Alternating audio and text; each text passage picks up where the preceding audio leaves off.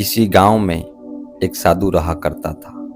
वह जब भी नाचता था तभी बारिश होती थी। इसीलिए गांव के लोगों को जब भी बारिश की जरूरत होती तब यह लोग साधु के पास जाते और उनसे अनुरोध करते कि वह नाचे, और जब वह नाचने लगते तो बारिश जरूर होती थी।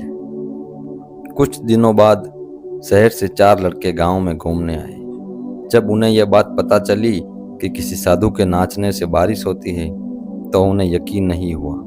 शहरी पढ़ाई लिखाई के घमंड में उन्होंने गांव वालों को चुनौती दे दी कि अगर हम भी नाचेंगे तो बारिश होगी, और अगर हमारे नाचने से बारिश नहीं हुई तो साधु के नाचने से भी बारिश नहीं होगी। अगले दिन सुबह सुबह गांव वाले उन चारों लड़कों को लेकर साधु की कुटिया के पास पहुंच गए। गांव वालों ने साधु को सारी बात बताई। फिर उन लड़कों ने नाचना शुरू किया। पहले लड़के ने नाचना शुरू किया। आधा घंटा बीत गया पर बारिश नहीं हुई। लड़का थक कर बैठ गया। कुछ देर बाद दूसरे लड़के ने भी नाचना शुरू किया और वह भी 1 घंटे तक नाचा और उसके बाद थक कर बैठ गया। बाकी दोनों लड़कों ने भी ऐसा ही किया पर बारिश नहीं हुई। अब साधु की बारी थी। उन्होंने नाचना शुरू किया। 1 घंटा बीत गया पर बारिश नहीं हुई। फिर भी साधु नहीं रुका, नाचता ही रहा।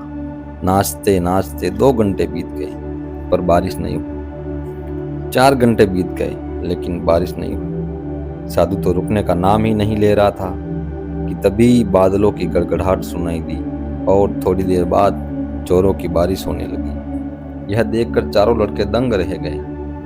उन्होंने तुरंत साधु से क्षमा मांगी और चारों लड़कों ने साधु से पूछा कि हमारे नाचने से बारिश नहीं हुई और आपके नाचने से बारिश कैसे होगी।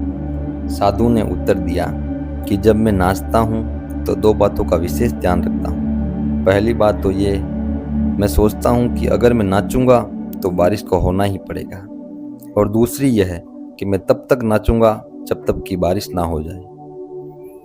सफलता पाने वाले में भी यही गुण विद्यमान होते हैं। वे जिस काम को भी करते हैं उसमें उन्हें सफल होने का पूरा भरोसा होता है, और उस काम को तब तक करते हैं जब तक उसमें उन्हें सफलता ना मिल जाए।